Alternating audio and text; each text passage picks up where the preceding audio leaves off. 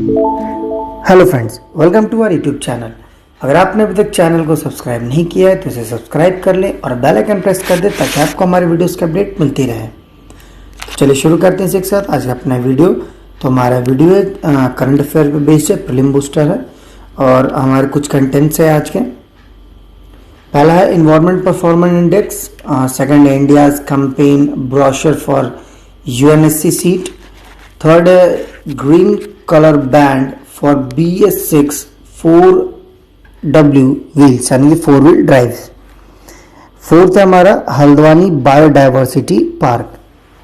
तो चलिए से एक साथ शुरू करते हैं आज का अपना पहला topic environment performance index. 12th edition of the biennial environment performance index 2020 has been released। जो 12वां एडिशन है इन्वायरमेंट परफॉर्मेंस इंडेक्स का, जो कि बाइनियली निकलता है। बाइनियल मतलब 2 साल पे, वो इस साल 2020 में उसका 12वां एडिशन यानी उसका 12वां लॉन्च हुआ है। इस इंडेक्स के बारे में देख लेते क्या है। तो it was released by yellow and Colombia university in collaboration with the world economic forum. तो येलो और कोलंबिया यूनिवर्सिटी दोनों मिलकर वर्ल्ड इकोनॉमिक फोरम के साथ ये रिलीज करती है। सेकेंड है the index is release biennially once in every 2 year, कहने का मतलब बाइनली रिलीज होता है हर 2 साल में एक बार। तीसरा है the EPI environment performance index measures the environmental performance of 180 countries. ये लगभग 180 देशों का इन्वायरमेंटल परफॉर्मेंस यानी पर्यावरण को लेकर उन्होंने क्या क्या कदम उठाए हैं उस बेसिस पे मेजर करता है। देखते हैं इसके इंडिकेटर्स क्या क्या है। It considered 32 countries of environmental performance, giving a snapshot of the 10-year trending in environmental performance at the national and global level। तो लगभग इसमें जो 32 देश है जिनका environmental performance है, तो उनको एक स्नैपशॉट लेके उनका एक रूप लेके 10 साल की जो ट्रेंड है इन्वायरमेंटल परफॉर्मेंस को, वो नेशनल और ग्लोबल लेवल पे रखता है। चलिए बढ़ते हैं अगले स्लाइड में।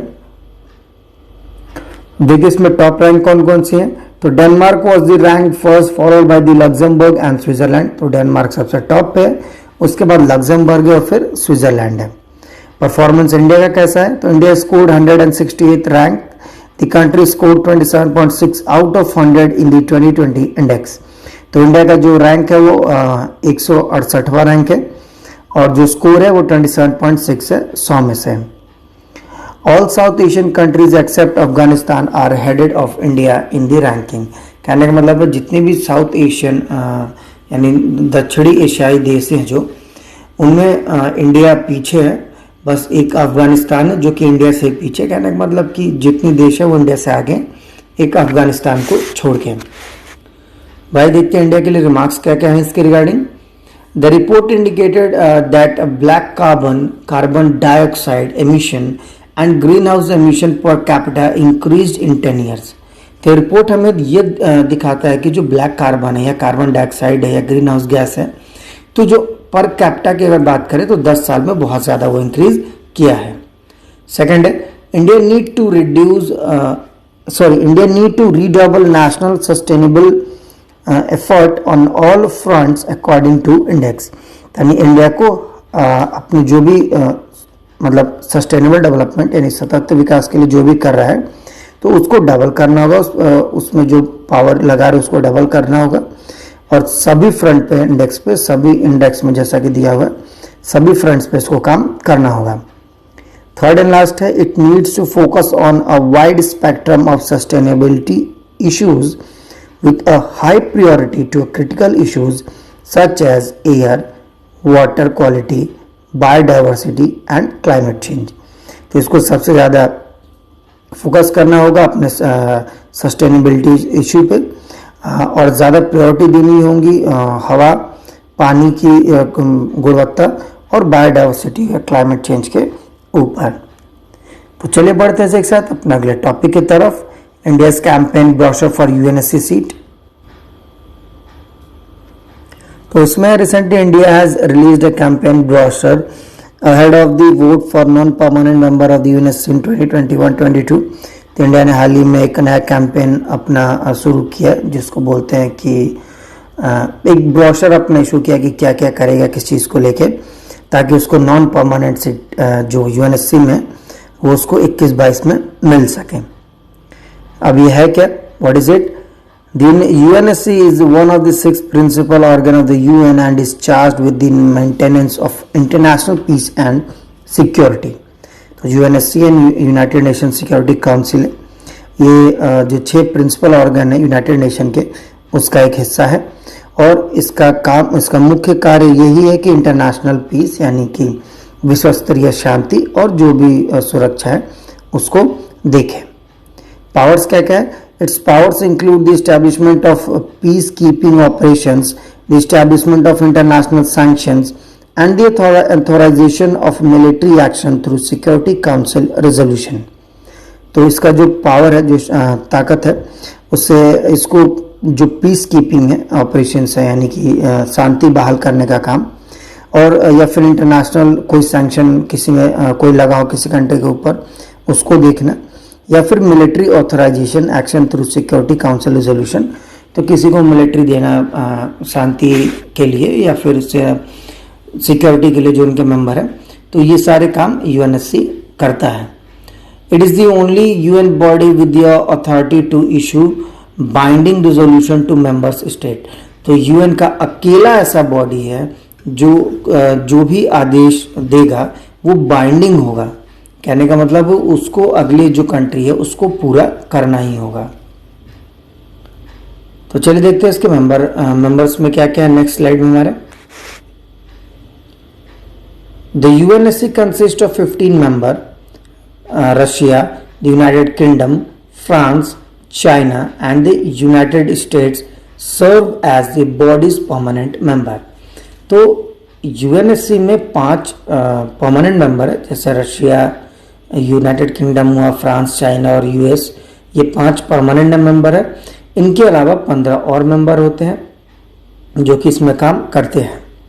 बी है, these permanent members can veto any substantive security council resolution including those on the admission of the new member states और कैंडिडेट्स फॉर सिक्योरिटी जनरल। कहने का मतलब जो परमानेंट मेंबर है उनके पास वीटो होता है ताकि वो किसी भी सब्सटैंटिव सिक्योरिटी काउंसिल के रेजोल्यूशन को पास कर सके, या फिर उन लोगों को जो कि नॉन परमानेंट जैसे इंडिया है तो इसको शामिल करने का भी पावर इन्हीं के पास होता है। लास्ट है, the UNSC also has a 10 non permanent member elected on a regional basis to serve 2-year term. The body's presidency rotates monthly among its member. तो जो यूएनएससी है तो इसमें 10 और नॉन परमानेंट मेंबर होते हैं जो कि रीजनल बेसिस पे काम करते हैं, और इनका जो वक्त होता है 2 साल का होता है। और जिस बॉडी की प्रेसिडेंसी है यानी कि इस साल यूएनएससी का प्रेसिडेंसी कौन करेगा, ये हर महीने चेंज होता रहता है और रोटेशन बेसिस पे। तो इसी के साथ ये वाला टॉपिक खत्म होता है। चलिए बढ़ते हैं अपने अगले टॉपिक की तरफ। Green colour band for BS4 4-wheel drives। The Ministry of Road Transport and Highway has issued an order mandating a colored strip to identify 4-wheel BS4 drive। कहने का मतलब है मिनिस्ट्री ऑफ जो हमारी परिवहन मंत्रालय है उसने हाल ही में एक अलग नए तरीके की स्ट्रिप्स, एक टैग बोल सकते हैं, लगाने की बात कही है ताकि अलग से BS4 जो व्हीकल होते हैं उसकी पहचान हो सके। अब इसमें देखते हैं ये न्यूज़ क्यों था। तो सबसे पहला, the order mandates a strip of a green colour of 1 centimeter width and a top of the existing sticker carrying detail of registration for BS4 vehicle of any fuel type, that is for petrol or CNG, which have a light blue color sticker and a diesel।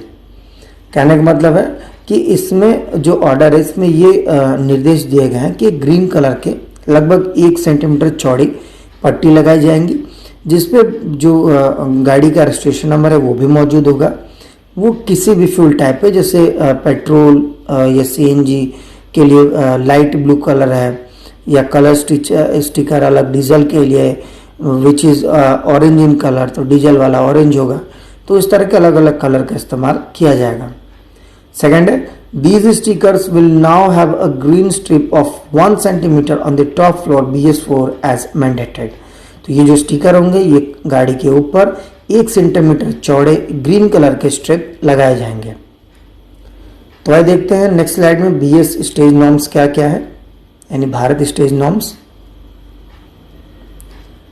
These are standards instituted by the Government of India in 2000 to regulate emissions of air pollutants from motor vehicle. They are based on the European emission standards।